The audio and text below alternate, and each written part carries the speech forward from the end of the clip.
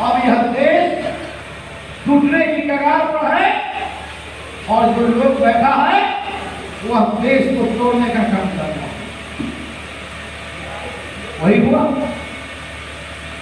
इस देश के नौजवान नेता, युवाओं के दिल के धड़कन और बिहार के मुख्यमंत्री हिंदुस्तान में पहला कि संविधान खत्म है। आज नहीं, आज से जो है लगभग 10-12 साल पहले, और हिंदुस्तान का पहला नेता तेजस्वी यादव जी हुए जिन्होंने संविधान बचाओ यात्रा का शुरुआत की और पूरे बिहार में घूम घूम करके कहा कि संविधान बचाओ।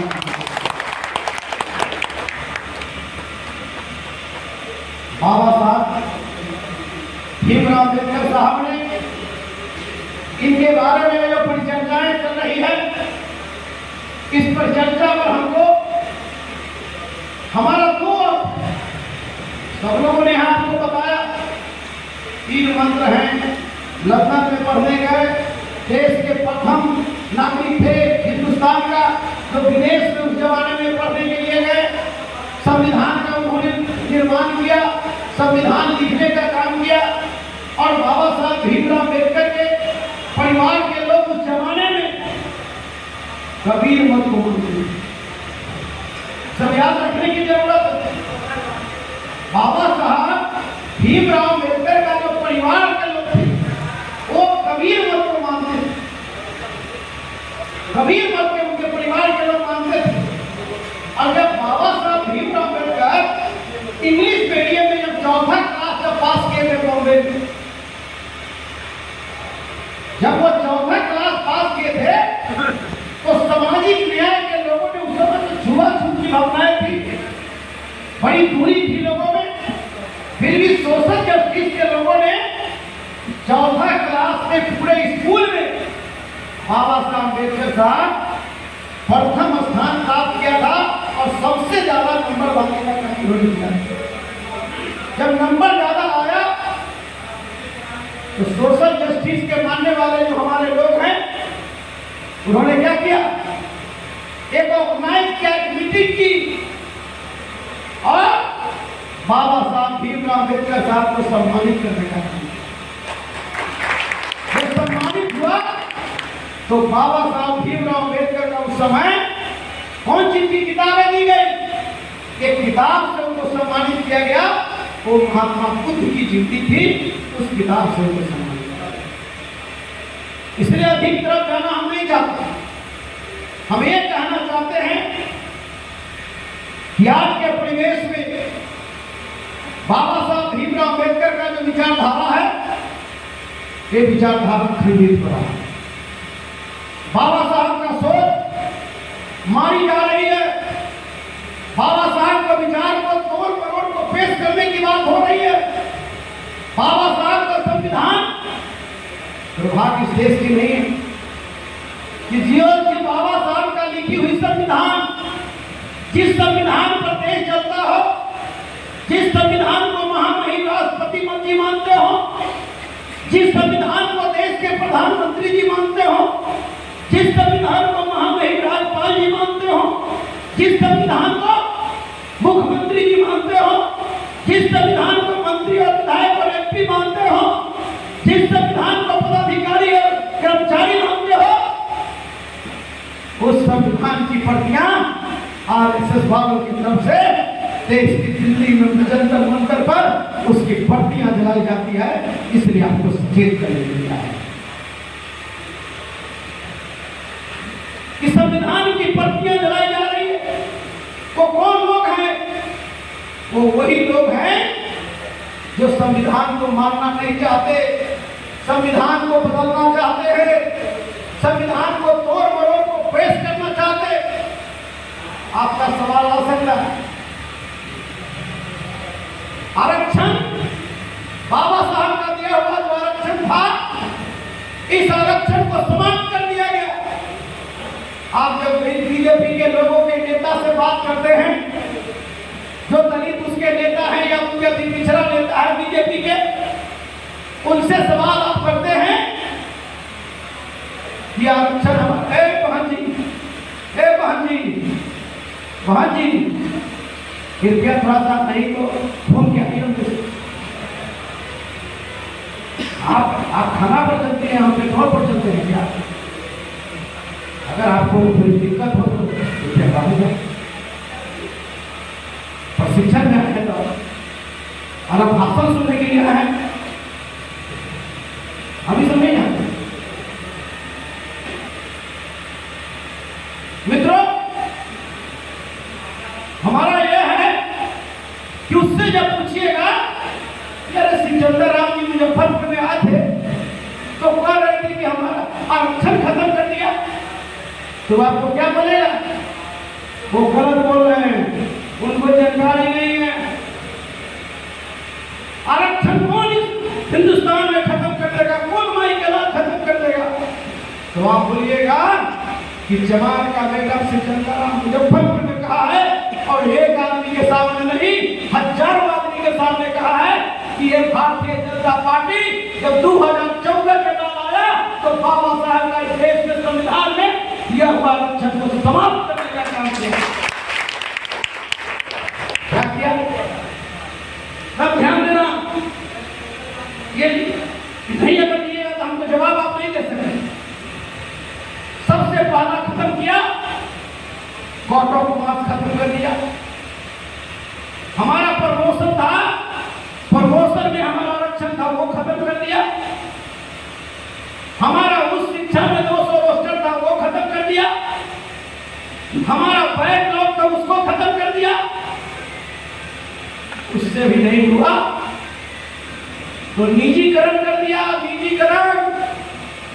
और उससे भी नहीं हुआ तो रेल बेच दिया, ट्रेन बेच दिया, बीएसएल बेच दिया, भारत पेट्रोलियम बेच दिया। और उससे भी नहीं हुआ तो इस देश का जो सरकारी जमीन बेच दिया। अब कट ऑफ मार्क्स क्या है, इसको तो समझना पड़ेगा। है वो लोग हैं जो कट ऑफ मार्क्स को समझ रहे हैं, हाथ उठाइए। के नीचे नहीं, हाँ बोलिए,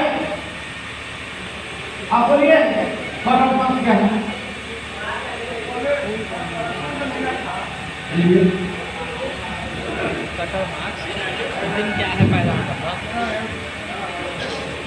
देखिए, इतना आदमी, 2 आदमी हाथ उठाए हैं, जब जान ही नहीं रहे हैं तो आंदोलन कैसे होगा कि हमारा अधिकार और ये आरक्षण?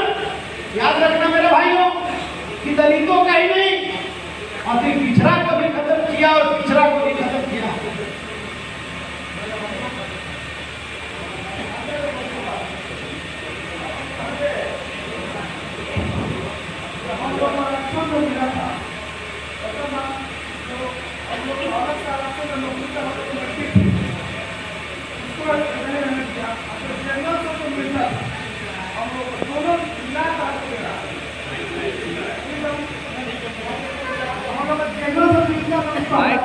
बोलिए ना, दोनों को जोड़कर तो हम आरक्षण हमने देना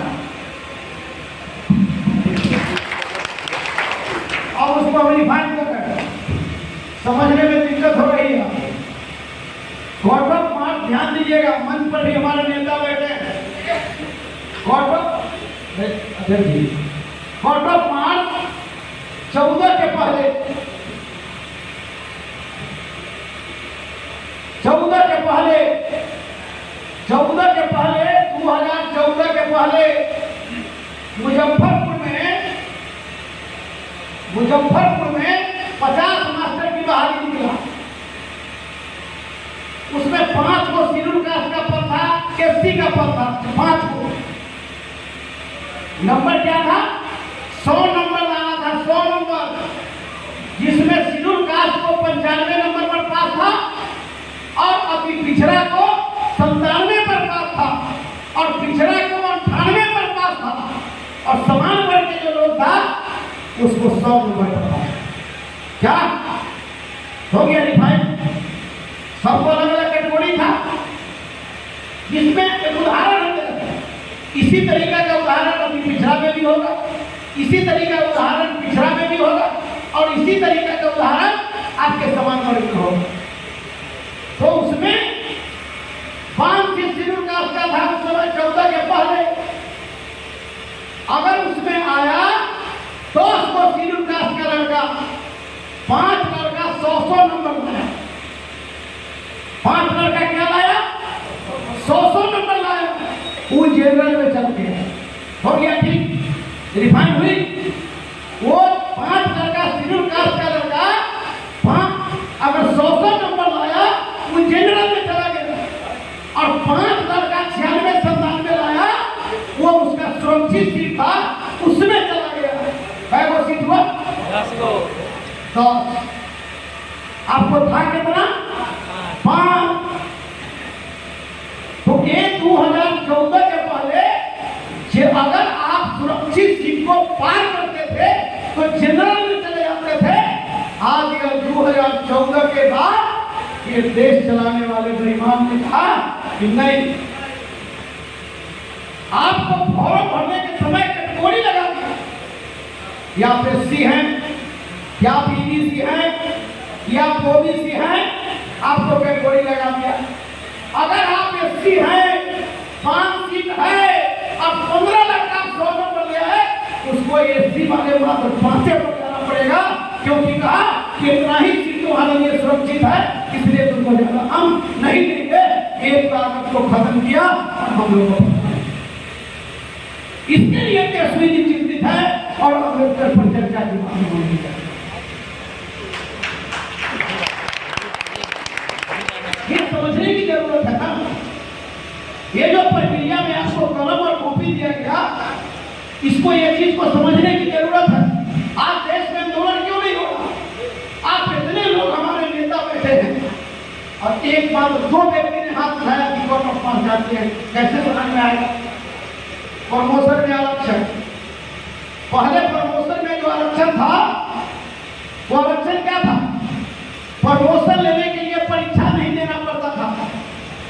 ऐसे ही काम करते करते 4 साल के बाद, 5 साल के बाद, 6 साल के बाद अगर कोई आदमी सिपाही बना तो जमदार बन जाता था।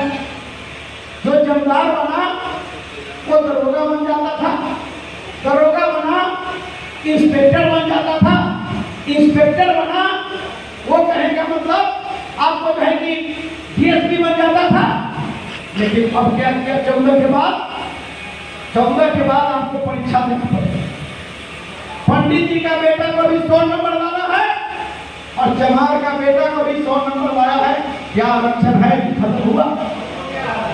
आवाज नहीं आ रही है? खत्म हो गया। हाँ, अगर आप समझ रहे हैं तो बोलिएगा खत्म हो गया।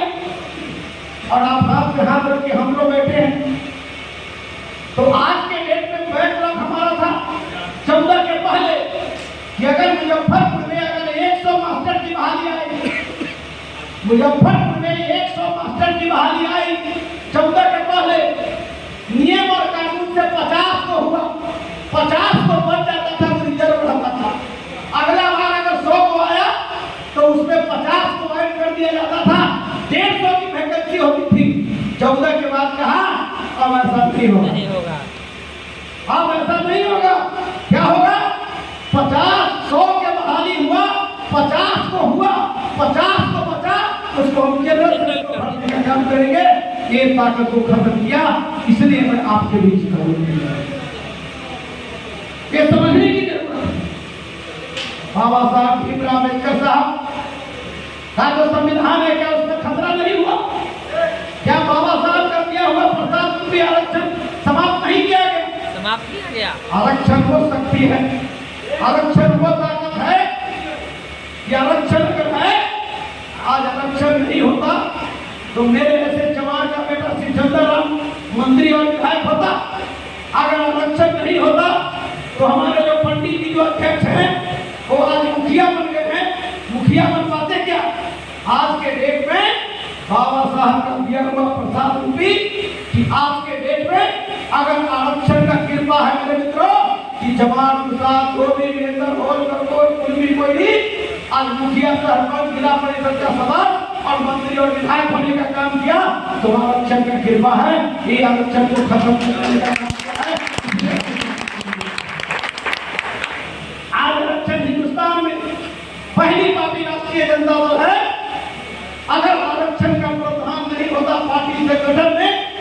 तो ये कानून का बेटा आपके बीच में संघर्ष करने वाला आज रमेश गुप्ता ऐसा लोग आरक्षण का कृपा है जिसके कारण आज ये ताकत को खत्म किया जाता है।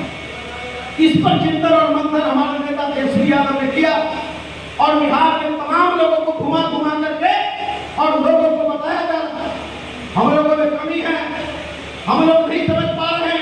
और पुरानी तो हमारी लालू प्रसाद यादव का किया हुआ देश में जो नेता अब तक कुछ नहीं किया उससे ज्यादा काम अगर किसी ने करने का काम किया और सही मायने में हिंदुस्तान की धरती पे बाबा साहब भीमराव अम्बेडकर का विचारधारा बड़े बड़े राइटर हुए, एक एक सौ किताब उन्होंने लिखा, राइटिंग में लोगों ने लिखा, लेकिन प्रैक्टिकल में जमीन पर किसी ने अगर बाबा साहब भीमराव अम्बेडकर का विचारधारा का उतारने का काम किसी ने किया उस व्यक्ति का नाम लालू प्रसाद यादव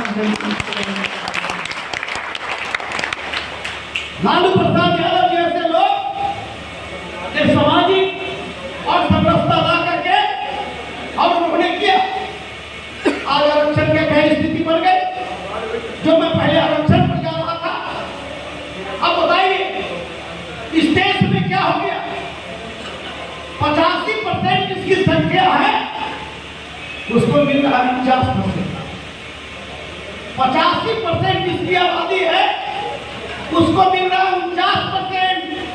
और जिसका 15% आबादी है उसको आरक्षण मिला है 51%। आप क्या सोच रहे हैं? वही बात मैं बोल रहा हूं कि आप अगर ये हमारा कहने का उद्देश्य वही कि जो आपको 49% 85% ऐसे लोग हैं 10% आरक्षण बढ़ाया और हम लोग घर पे घर बैठे रहे। हम लोग अगर बोला तो दूसरा कहता है कि थोड़ा चीज जरूरी। इसलिए आज लालू प्रसाद यादव जी की जो विचारधारा इस देश में कौन ऐसे लोग थे जो लालू प्रसाद यादव जी का जो विचारधारा था उसको आगे ले जाने का काम किया। लालू प्रसाद यादव जी ने हर गरीब लोगों को आज तक सुना है आपने कि हिंदुस्तान में कोई ऐसा नेता हुआ बाबा साहब भीमराव अम्बेडकर का विचार था, सोच था, तबे कुचले शोषित पीड़ित उसकी आवाज बनकर करके और उसके अधिकार के लिए कोई संघर्ष करे, उसको अधिकार को दिलावे, कोई सच्चा भक्त बाबा साहब भीमराव अम्बेडकर। बाबा साहब भीमराव अम्बेडकर साहब के आज क्या स्थिति रही। लालू प्रसाद यादव जी ने सबसे पहले इस देश में सामाजिक और समरसता लाने का काम किया, सामाजिक न्याय की बात करने की काम की और हर जात के लोगों को पकड़ पकड़ कर करके और उन्होंने पूरी ताकत देने का काम किया। आज तक आपने सुना, इसी आपके मुजफ्फरपुर के रामकरण सहनी ऐसे लोग जो कल तक के नदी के किनारे जाल फेंक कर मछली पकड़ने वाला मल्लाह का बेटा है, एमएलसी बना करके बाबा साहब भीमराव अम्बेडकर जो विचारधारा को आगे बढ़ाना चाहते हैं। बाबा साहब भीमराव अम्बेडकर साहब का विचारधारा सही मायने में लालू यादव जी ने की और सामाजिक न्याय देने का काम किया। लालू यादव जी का सामाजिक न्याय है तब तो पहाड़ पर पत्थर फोड़ने वाली भगवतिया एमपी बनने